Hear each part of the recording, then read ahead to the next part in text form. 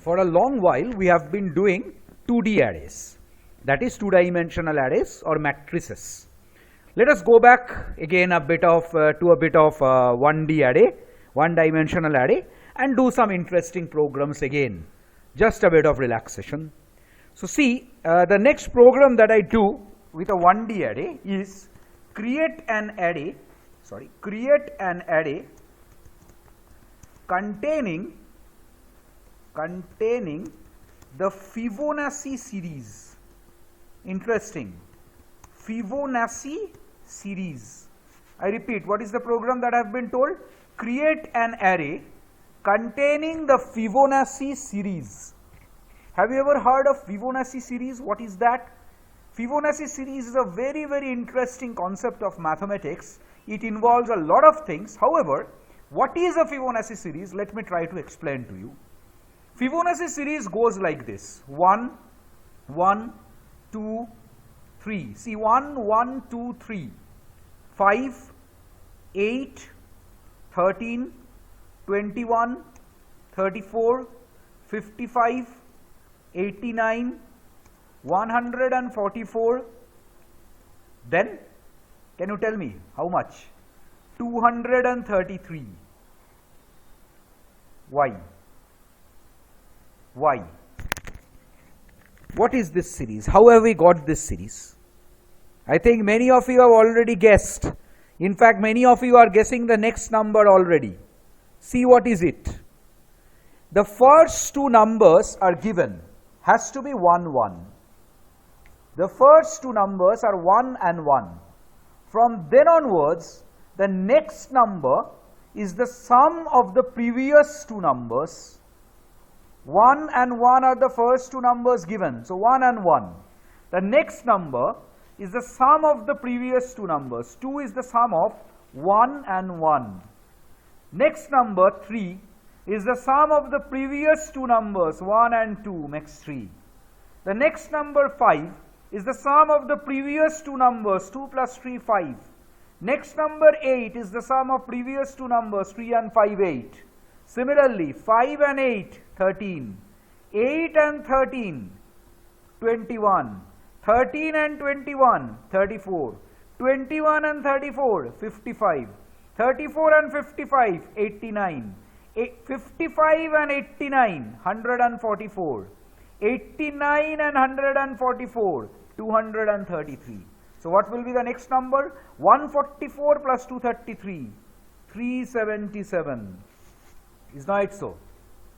I am telling, create an array which contains the Fibonacci series. That is, you have to put a 1D array. A0 has to be 1.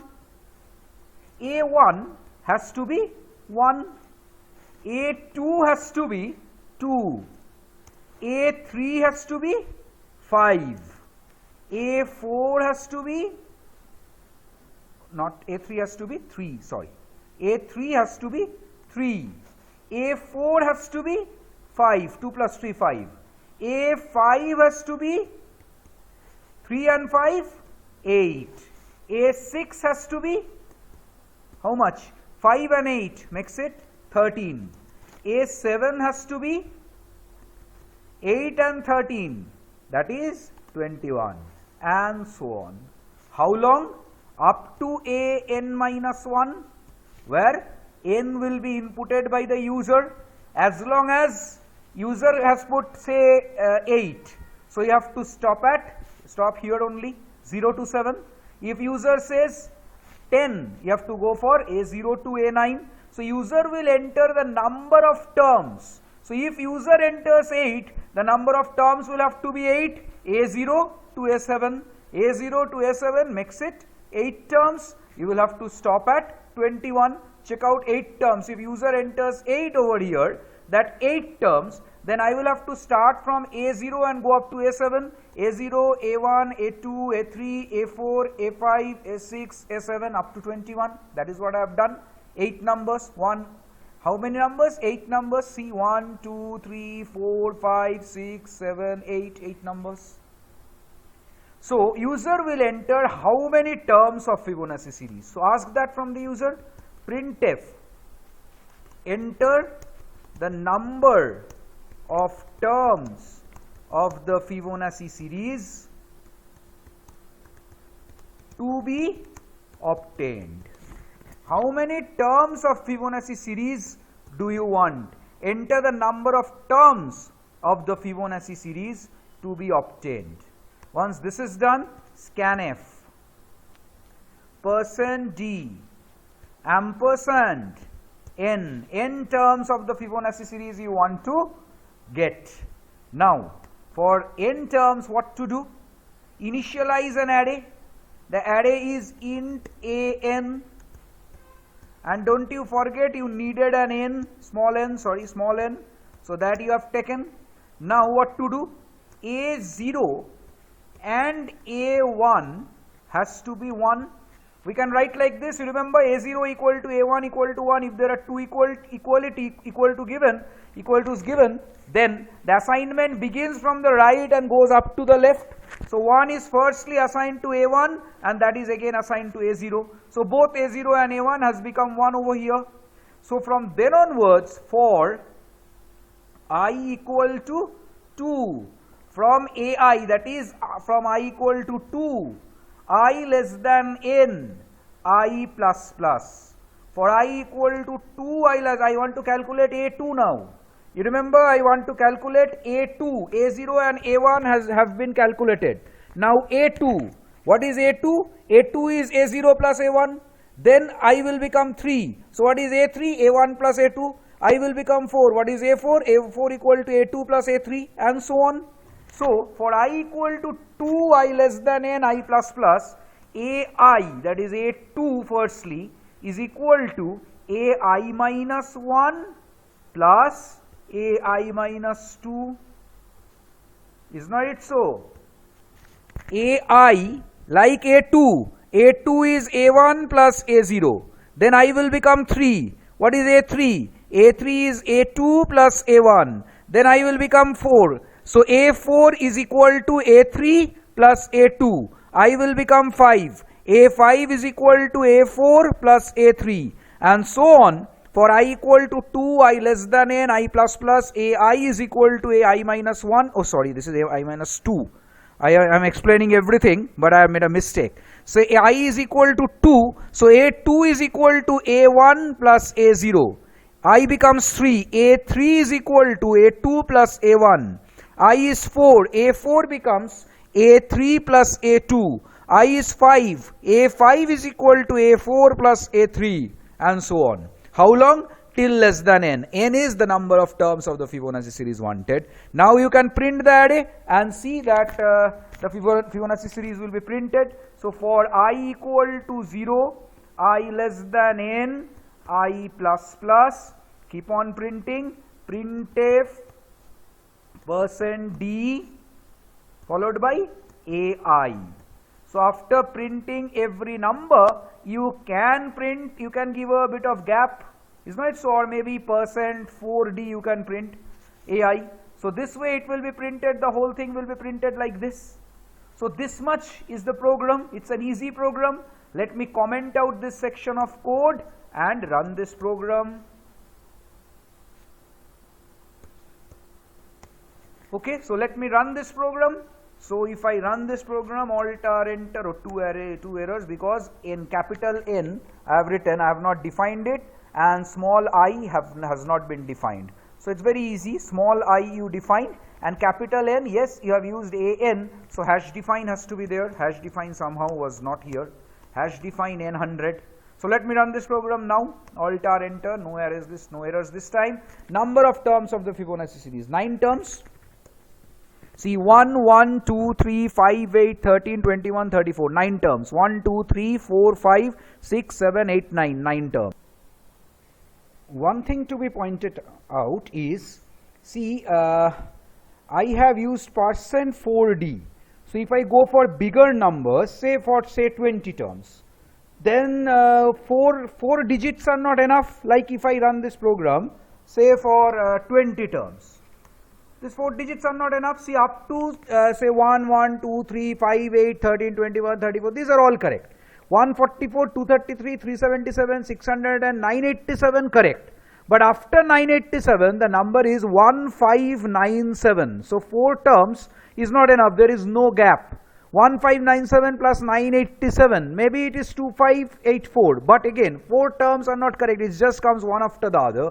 So person 4D might not be enough. So maybe we can go for say person 5D and a bit of gap between them. So that always at least a bit of gap is there. If you run this program again, say with 20, this time it looks much better. 1, 1, 2, 3, 5, 8, 13, 21, these are correct. 55, 89, 144, 233, this everything you had seen up to 377. Then is 610, 610 plus 377, 987 correct. 987 plus 610, 1597 correct. 2584, 4181, 6165. You can check out all these are correct. So these are the terms of the Fibonacci series to be printed. Now I will tell you, this Fibonacci series can also be printed without the help of array. Like the program was given, create an array containing the Fibonacci series. Now after all, after you are creating, what you are doing with it, until and unless you print, user cannot see it. So instead of, if the program was given, create an array containing the Fibonacci series, instead of that, if the program was given, say print the Fibonacci series, then also the program could have been done quite correctly. Print the Fibonacci series could have been correct also. So over here, even without array, the Fibonacci series could have been printed. I don't need all these things, A0, A1, A2, all these things are not needed. Instead, just printing the Fibonacci series up to a certain term is quite possible even without the array. See how? I will not use this AN. I do need an N up to, because I need to know the number of terms of the Fibonacci series. Now instead of using A0 and A1, I can write, say first term equal to second term equal to 1, I call it F and S. First term equal to second term and so on. So I will start from the second term and go up to less than the n term. What will I do every time? See what I will do. What I will do is, I will take a third term. Third term is T. What is that? First term plus second term. I can print the third term, print T. I will just write it correctly. Print a %dt I will write. Just the logic first. Third term equal to first term plus second term. Now I change something. Now the first term, the new first term after printing the third, see like this. Please have a look at this. 1, 1, 2. So initially this was your first term, this was your second term. So third term has been calculated by F plus S. So third term is 2. Print T, 2 is printed. T equal to F plus S is 2. Print T, 2 is printed. Next what I am doing? I am changing. Now I will make this one my first term. This one I will make it my first term. This 2 I will make it my second term. So that my third term is again calculated in the loop by T equal to F plus S and I get 3. I think you understand. I will make this my first term. I will make this my second term. And then I will again calculate T equal to F plus S. That is, I will make it like this. F equal to S. The second term becomes the first term now. S is copied to F. So the second term becomes the third term now. Now the second term becomes the first term now. Now the third term should become the second term. The third term must become the second term. So this T is copied to S. The third term becomes the second term. So now if I go back to the loop, T equal to F plus S will work fine. Is not it so? It should work fine. And this is happening up to less than n. The program should run correctly. I get rid of all these things. These things I don't need at all anymore. I just used it for explanation. What have I done? Starting from 2 up to less than n, every time I have printed print T. Every time I have printed T starting from 2 to less than n, but I need to print the first term and second term also. So firstly, before you start with the loop, you must print the first term and second term, that is printf %d. You start with the first term %5d followed by a gap, %5d again followed by first term and the second term. That is, you are printing the first term here, you are printing the second term here, again that one word gap, and then first term, second term printed. Now the third term will be printed after this, so printf percent 5d with a gap followed by t. This should be printed. Now you know, firstly the first term is printed, that is 1 is printed over here, 1 followed by 1 is printed. Now over here t equal to f plus s, so printf percent 5d t, what will be printed? F plus s, that is 2. Now f equal to s equal to t, so f becomes how much? F equal to s means, till now this was f, once more, this was f, this was s, t equal to f plus s, so this is t equal to 2. You are printing t. Next time f equal to s, f equal to s means this becomes f, this is f now. S equal to t, so this is s now, this is no more s, this is not s, this is not t. So this is f and s. You go back to the start of the loop, t equal to f plus s. So what is t? T is 1 plus 2 equal to 3. You are printing 3. Next time similarly 2 plus 3 will be computed. In this way the whole program will be printed, whole Fibonacci series will be printed. I get rid of this thing, this is no more needed. You can get rid of this part now,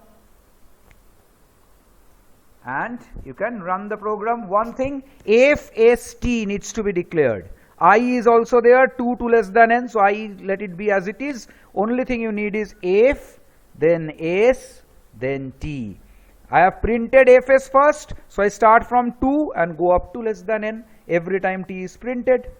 Is not so? Let me run it. Alt R, enter. 2 errors. Why 2 errors? Oh yes, this has to be deleted. This has to be, sorry, this has to be deleted. This fst needs to be deleted. So now if I run this program, this should run fine. Alt R, enter. So enter the number of terms of the Fibonacci series, 9 terms. See, absolutely fine. 1, 1, 2, 3, 5, 8, 13, 21, 34. You can run it again, say with that same 20.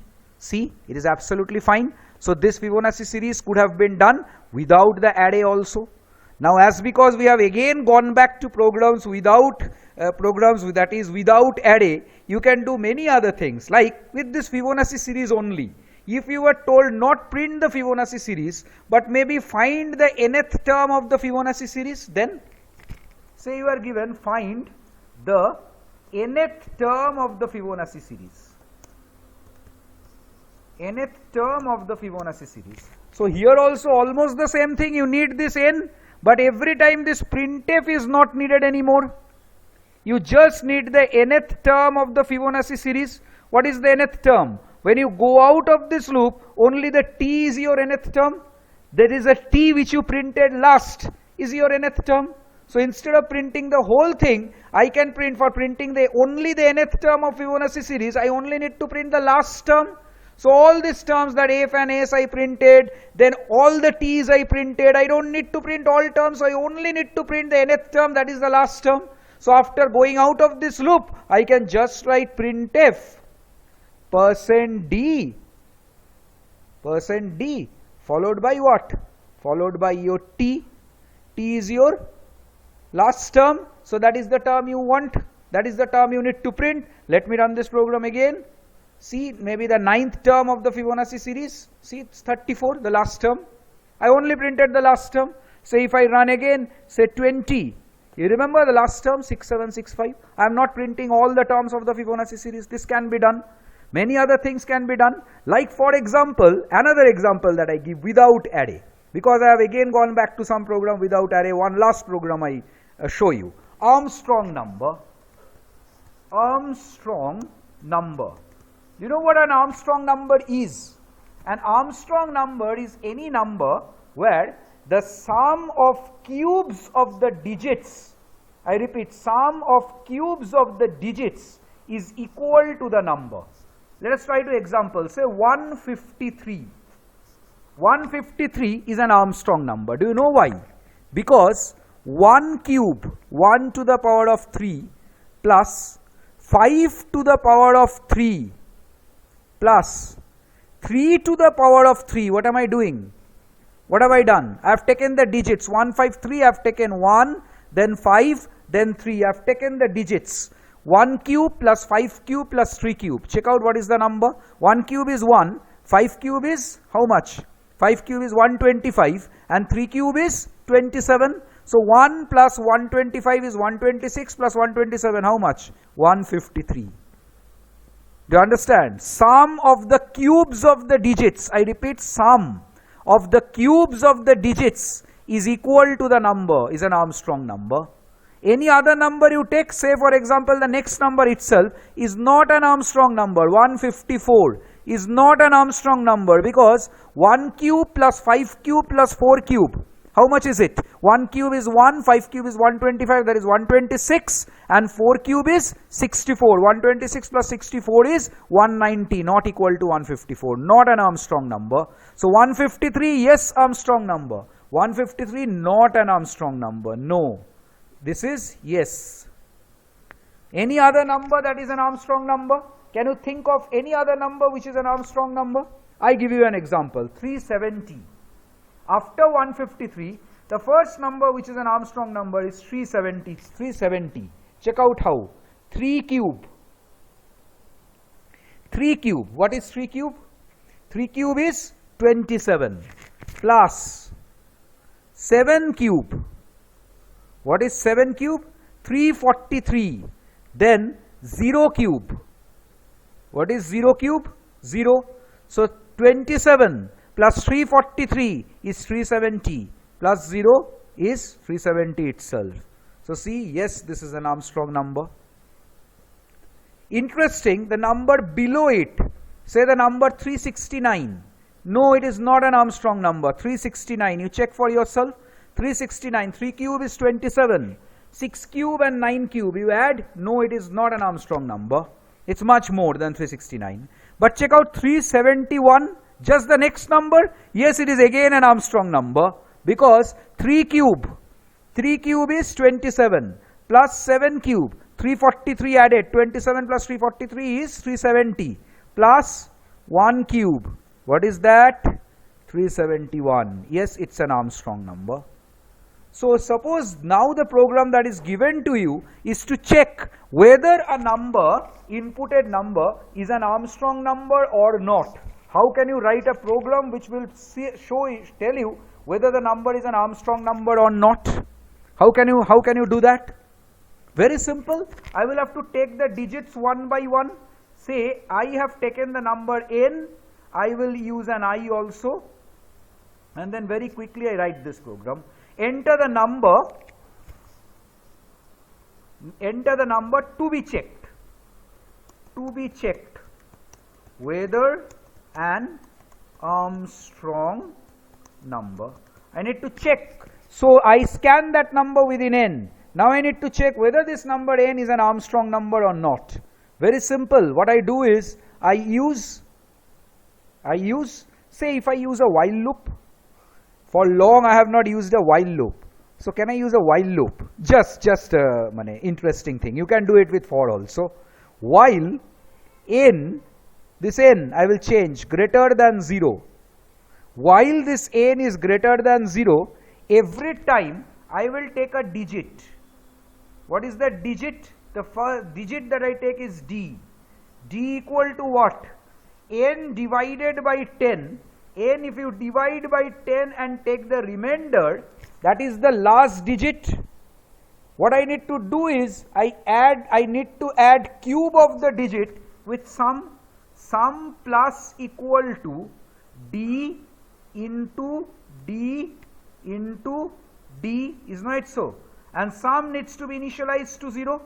Sum needs to be initialized to 0.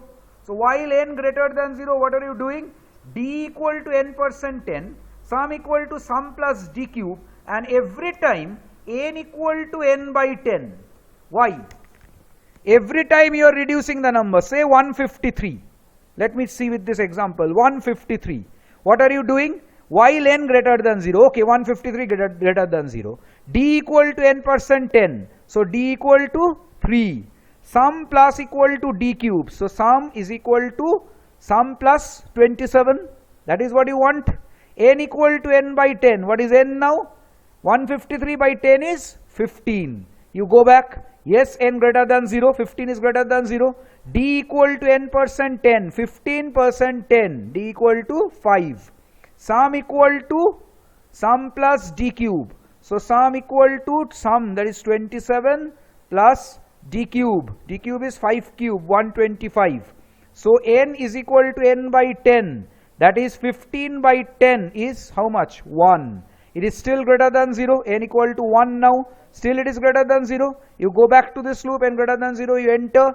D equal to n percent 10. 1% 10 is 1. Sum equal to sum plus, that is 27 plus 125 is 152 plus 1 cube is 1 itself. Sum is 153. N equal to n by 10. What is n now? 0. While n greater than 0. So definitely you will go out of the loop. Now what do you need to check? You only need to check whether the sum is equal to n or not. But you have already, you had scanned this n. This n is gone now. You have changed the n. So what to do? I told you, instead of using n, why don't we use temp n? And every time I use this temp n, not the original n. The original n is intact. Only this temp n is being changed. Temp n. I used this method earlier. So this n is intact. Only the temp n needs to contain the old value of n. Temp n is equal to n. So your n is absolutely intact. Your n still contains 153. You copy this n in temp n. A temp n contains 153. And everything, every change that you do on temp n. Now you need to check your sum with the original n.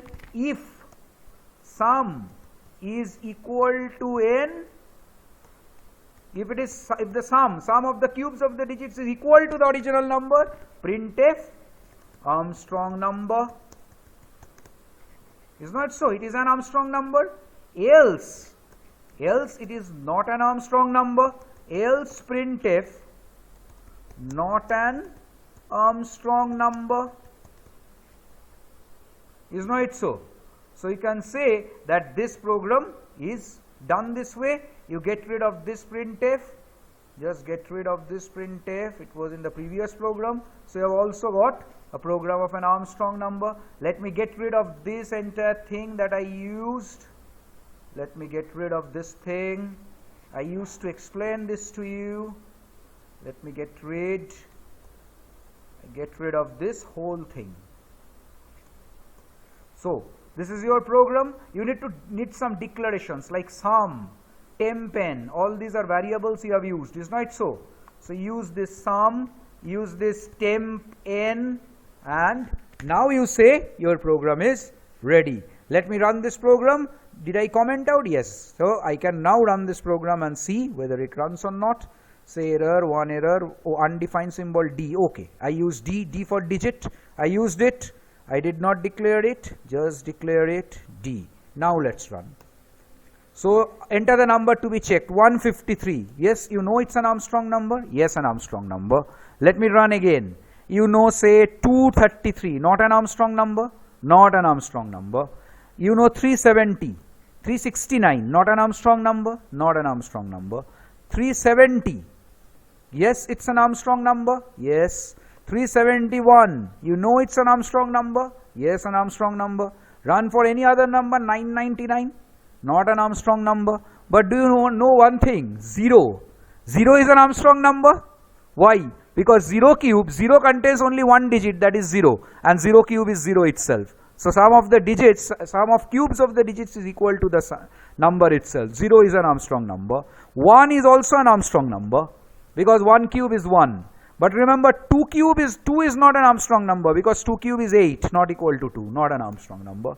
So I have understood Armstrong number. I just went back to few numbers without array, few programs without array because it just came on the way. We will again go back to other things which might involve array, string array or say 2D arrays. However, in the next lecture, I will come up with a concept of pointers. If you are interested, you can have a look at what is pointer. Some few searches on the internet you can do and then come back to the next video to know what is a pointer. However, in the next program, I will explain you, next lecture I will explain you what is a pointer. Okay, thank you so much. We will come back after a bit of break.